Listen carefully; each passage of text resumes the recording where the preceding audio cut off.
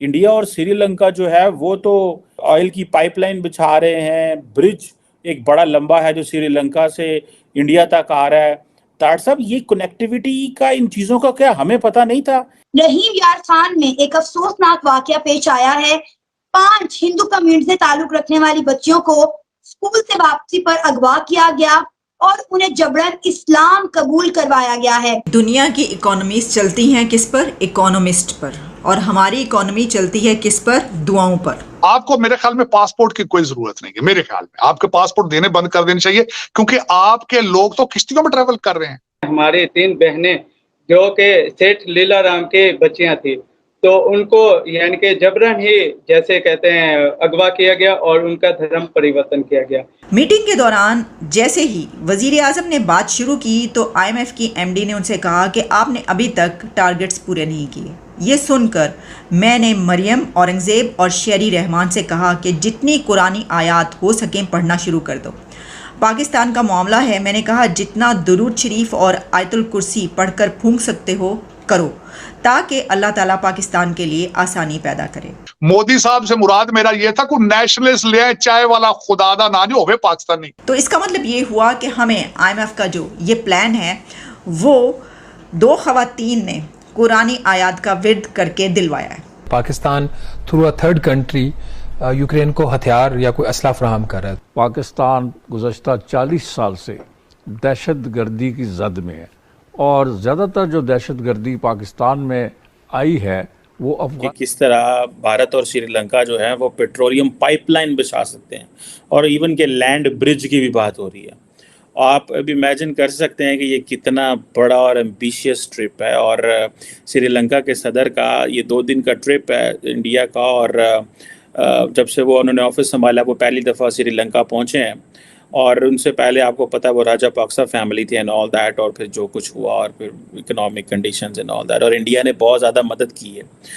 अब ये कहा जा रहा है कि नरेंद्र मोदी साहब ने ये कहा है कि भाईजान अगर श्रीलंका जो है वो हमें stable, secure and prosperous Sri Lanka चाहिए जो कि इंडिया के मफाद में हो।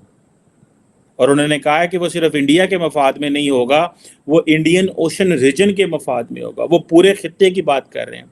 सो वो ये जो बिम्स्टेक में की बातें चल रही हैं कि जनाब हम वीज़ा फ्री एंट्रियाँ हो जाएंगी और इंडियन ओशन रीजन, ठीक है, मैं तो इस चीज़ का बड़ा हामी हूँ that Pakistan should play an active role in Indian Ocean region. हमारे लोग जो सोते हैं यहाँ उठिए तो टोर पविए किसे पास है, and that is that Indian Ocean region where Pakistan needs to get close with every country in the region।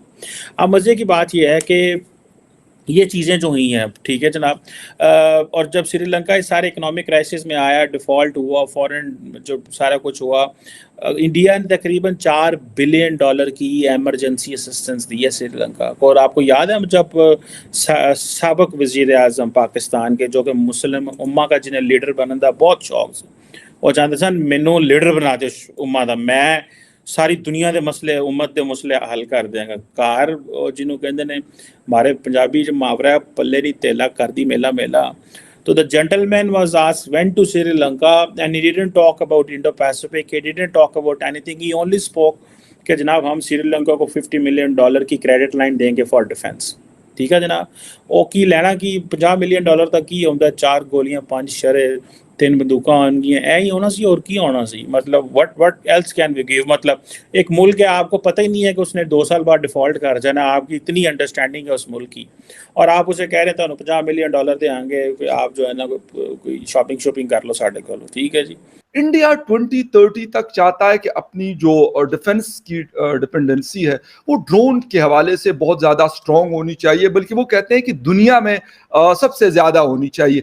क्या देख रहे हैं आपको कि वाकई अब ऐसा होने जा रहा है कि जो दूसरी हमारी फोर्सेज होती है, नेवल है, एयर फोर्स है, या फिर हमारी ग्राउंड फोर्सेज होती है जिसको हम आर्मी कहते हैं आम अल्फाज में, क्या लग रहा है आपको कि बिल्कुल ही उस तरफ इंडिया चला जाएगा कि टोटल, जिस तरह भी रशिया में हमने कुछ एग्जांपल्स देखी हैं इस तरह ड्रोन्स की, सीरिया में हमने देखी, कुछ और जगहों पे नजर आई?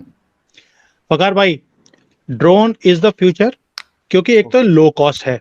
आप सोचिए कि जब ड्रोन है, एक हवाई जहाज जाएगा और ड्रोन जाएगा, दोनों में जमीन आसमान का फर्क है। एक हवाई जहाज अगर आपका लॉस होता है किसी वॉर की सिचुएशन में, हम सिर्फ मिलिट्री पावर की तरफ से बात करते हैं, तो उसमें इन्वॉल्वमेंट बहुत ज्यादा है। एक पायलट भी जाएगा, ड्रोन में कोई पायलट की जरूरत नहीं है, छोटा सा कॉस्ट है, गया अटैक किया, खुद भी अपने आप को डिस्ट्रॉय कर दिया तो कोई प्रॉब्लम नहीं आती। So from a defence point of view हमने देखा कि रशिया में भी उनके पास ड्रोन सिस्टम्स नहीं थे जो रिलायबल थे या जाकर अटैक कर सकते हैं, उनको भी ईरान से लेना पड़ा, और जैसे ही उन्होंने ईरान से लिया तो उनका पलड़ा चेंज हो गया यूक्रेन की वॉर के बिल्कुल सही कह रहे हैं। तो आपने ये चीज नोट करा होगा। मोदी जी ने ये चीज को 2019 या 20 में देख लिया था कि we have to work on it, और आप फकार भाई उन्होंने एक बार बोला है, सिर्फ जो हमारे यहाँ पर IITs हैं, जो इंडियन इंस्टीट्यूट ऑफ टेक्नोलॉजी है, जहाँ से सारे बच्चे पढ़ के पूरे बड़ी बड़ी कंपनीज में CEOs लगते हैं जाकर, जी बिल्कुल, वहां जाकर उन्होंने एक बार बोला कि आई वांट कि आप ड्रोन के ऊपर काम कीजिए, and we used to be ये मेक इन इंडिया में होना चाहिए, हम इंपोर्ट नहीं करेंगे। तब तक जो खिलौनों वाली बात कर रहे हैं कि उड़ते हैं लोग, वीडियो बनाते हैं, वो खिलौने, वो तो वो सारे चाइना से ही आते थे पहले। तो मोदी जी ने बोला ये मेक इन इंडिया होना चाहिए, और फकार भाई 6 महीने के अंदर वो बच्चों ने, जो कॉलेज के बच्चे हैं, उन्होंने 40-50 तो प्रोटोटाइप निकाल दिए। उसके बाद प्रोडक्शन शुरू हो गई, और अब ये हालत है कि हमारी हर चीज में अब ड्रोन्स यूज होने शुरू हो गए।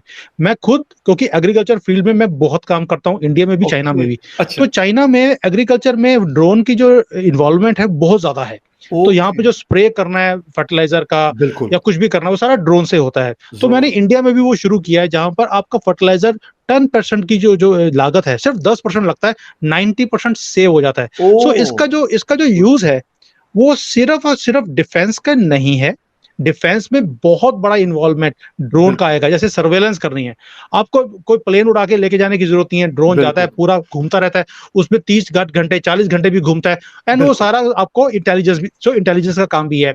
डिफेंस में आपको डेटरेंस करनी, उसके लिए भी है, एग्रीकल्चर है, and there are so many. Medical के लिए अब सुनने में आ रहा है कि मेडिकल के लिए इसको यूज किया जाएगा, या फिर जो तरह नेचुरल डिजास्टर्स आ जाते हैं उसके लिए इसका बड़ा यूजेज है। नहीं फकार भाई, मैंने ना अभी अपने अकाउंट में मैंने वीडियो भी बनाया था कि चाइना ने ड्रोन कार भी निकाल दी, कि आपको अपने घर के ऊपर अपने अपना ड्रोन रखा हुआ है, आप उसमें बैठते हैं, उड़ के आप ऑफिस चले जाइए, 25-30 किलोमीटर दूर तक वो चले जाता है, वहां पर जाकर आप अपना काम कीजिए, शाम को घर भी आ जाइए। दोस्तों मुझे उम्मीद है कि ये वीडियो आपको पसंद आया होगा। वीडियो पसंद है तो प्लीज हमारे YouTube चैनल को जरूर सब्सक्राइब कीजिए। इसी प्रकार का भविष्य में वीडियो देखने के लिए चैनल को सब्सक्राइब कीजिए। हमारे इस YouTube चैनल पे आपको इससे भी ज़्यादा इंटरेस्टिंग वीडियो भविष्य में देखने को मिलता रहेगा। तो प्लीज़ हमारे YouTube चैनल सोच टाइम्स को सब्सक्राइब कीजिए, वीडियो को लाइक कीजिए, इस वीडियो को अपने दोस्तों के साथ जरूर शेयर कीजिए। नमस्कार, फिर मिलेंगे अगले